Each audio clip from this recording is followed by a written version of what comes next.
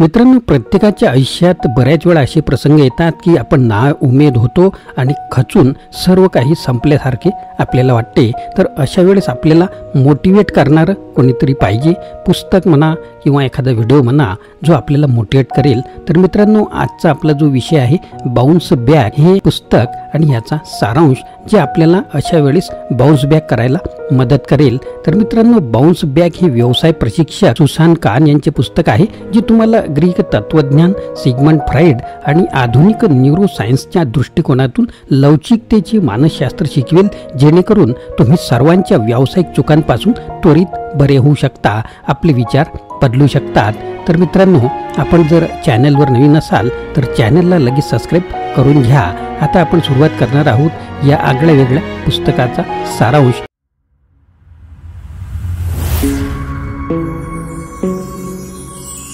नमस्कार मित्रांनो, माझे नाव आनंद आहे आणि मराठी आनंद यूट्यूब चॅनलमध्ये आपणा सर्वांचे स्वागत आहे। आपण सर्वजण जीवनात कठीण प्रसंगातून जात असतो।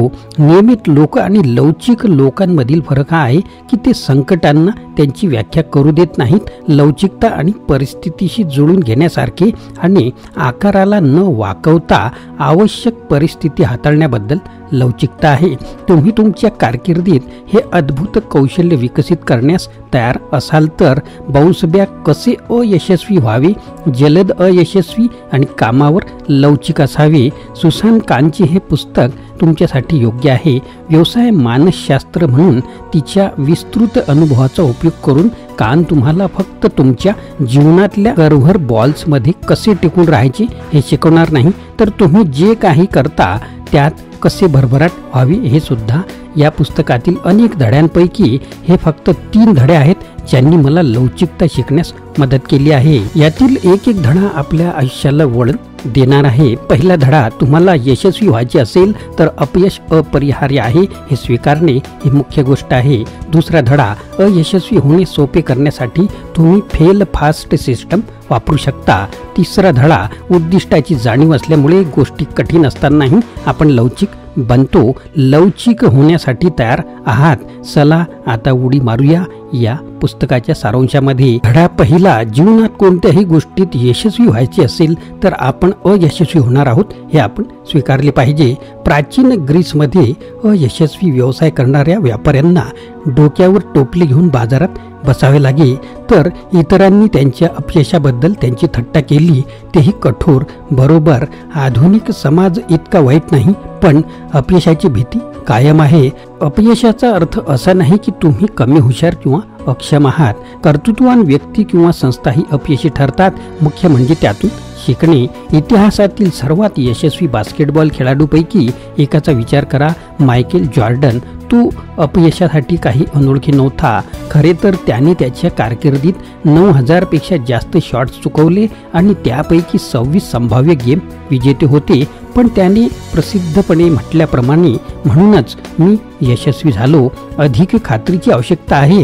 हॅरी पॉटर मालिका लिहिणाऱ्या जगातील सर्वात प्रसिद्ध बॉल लेखकांपैकी एक J.K. रॉलिंगने तिच्या अपयशाचा योग्य वाटा अनुभवला। तिची पुस्तके जागतिक खळबळ होण्यापूर्वी डझनभर प्रकाशन संस्थांनी नाकारली होती आणि अर्थातच थॉमस एडिसन लाईट बल्बचा शोध करता प्रत्येक अपयशाचा योग्य दिशेने एक पाऊल म्हणून विचार केला। त्याच्या सर्व अयशस्वी प्रयत्नांसह त्याने सांगितले की त्याला 10,000 मार्ग सापडले जे लाईट बल्ब काम करणार नाहीत। अर्थात यशासाठी अपयश महत्त्वाचे आहे, परंतु प्रत्येकजण ते स्वीकारत नाही। क्लायंट किंवा बॉससारखे भागधारक अनेकदा याबद्दल नाराज असतील, म्हणून जोखीम घेण्यास आणि अपयशांना अनुमती देणारी प्रणाली असणे आवश्यक आहे, परंतु हे संबंध टिकून ठेवण्यास मदत करते।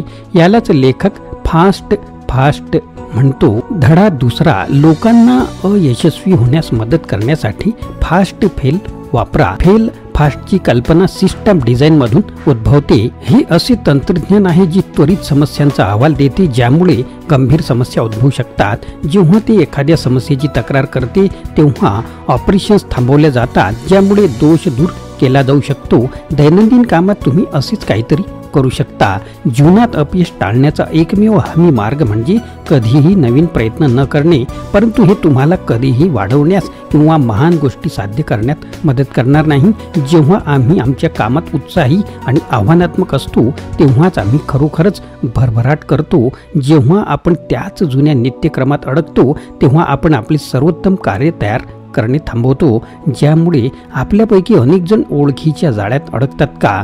कारण एकदा का आपण एखाद्या गोष्टीत खरोखर चांगले आहोत की आपण जोखीम विरोध होऊ लागतो. एखाद्या गोष्टीत तज्ज्ञ असणे चांगले वाटते आणि आम्ही तयार करण्यासाठी कठोर परिश्रम घेतलेला कम्फर्ट झोन आम्हाला सोडायचा नाही.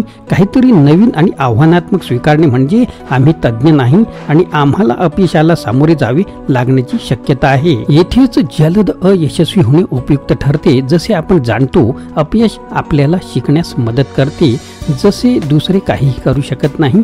त्यामुळे जर एखाद्या संस्थेला आजच्या जगात भरभराट करायची असेल तर ती केवळ अपयश सहन करू शकत नाही, त्यांना ते स्वीकारावे लागेल. याचा अर्थ नेत्यांनी प्रयोगांना सक्रियपणे प्रोत्साहित करणे आणि मध्यम आव्हाने आहेत याची खात्री करणे आवश्यक आहे. आव्हाने लोकांना सर्जनशील उपाय शोधण्यात मदत करतील, परंतु ते अयशस्वी झाल्यावर त्यांची भागीदारी तुलनेने कमी ठेवतील आणि जेव्हा ते करतात तेव्हा त्यांना कार्य करते आणि काय नाही हे जाणून घेण्याची संधी असते. धडा तिसरा, उद्दिष्ट तुम्हाला परिस्थिती कठीण असतानाही परत उचलण्यास सक्षम करते. आपण काय करत आहोत आणि आपण ते का करत आहोत हे जेव्हा आपल्याला कळते तेव्हा आपण लवचिक असण्याची शक्यता जास्त असते. हे का आहे जे एखाद्याला मॅरेथॉनसाठी कठोर प्रशिक्षणाद्वारे मिळते. आपण काय करत आहोत याचा अर्थ काहीतरी आपल्याला धीर धरण्यास मदत करते याची जाणीव असणे. याचा विचार करण्यासाठी थोडा वेळ घ्या. तुम्ही जे करता त्यात तुम्ही भावनिकरित्या गुंतलेले आहात का? जर तुम्ही असाल तर तुम्ही अतिरिक्त मैल जाण्याची शक्यता आहे, कारण तुम्हाला केवळ अधिक व्यावसायिक यश मिळणार नाही तर तुम्हाला अधिक परिपूर्ण वाटेल. त्यामुळे तुम्ही जे काही करता त्यामध्ये तुम्हाला अधिक लवचिक व्हावे किंवा व्हायचे असेल तर तुमच्यासाठी काय महत्त्वाचे आहे ते शोधणे आवश्यक आहे. याचा अर्थ असा कार्यशील जीवन जगण्यासाठी वचनबद्ध आहे जे तुम्हाला उद्देश देते, जे कठीण आणि भयानक असू शकते. तुम्हाला जे करायचे आहे ते तुम्हाला का करायचे आहे हे लोकांना समजू शकत नाही, परंतु ते फायदेशीर ठरेल.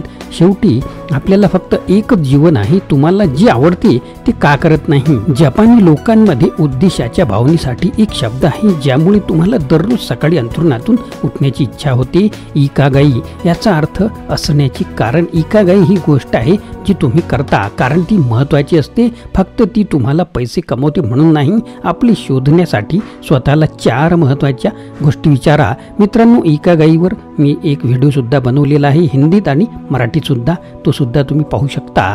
पहिला मुद्दा आहे तुम्हाला काय करायला आवडते. दुसरा मुद्दा आपण काय चांगले आहात. तिसरा मुद्दा जगाला काय हवे आहे आणि चौथा मुद्दा त्यासाठी तुम्हाला काय दिले जाऊ शकते. तुमचा उद्देश किंवा तुमचा इकागाई हे सर्व आच्छादित असले पाहिजे. हे शोधण्याने तुम्हाला अधिक परिपूर्ण व्यावसायिक जीवन तर मिळेलच, पण जेव्हा गोष्टी उग्र होतात तेव्हा तुम्हाला परत येण्याची अधिक शक्यता असते.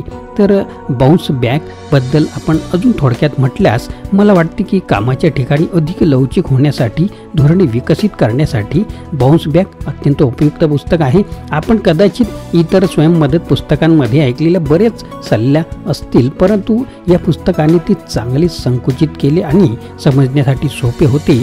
मला याबद्दल फक्त खंत ही आहे की मला अधिक धडे सामायिक करण्यासाठी वेळ मिळाला नाही.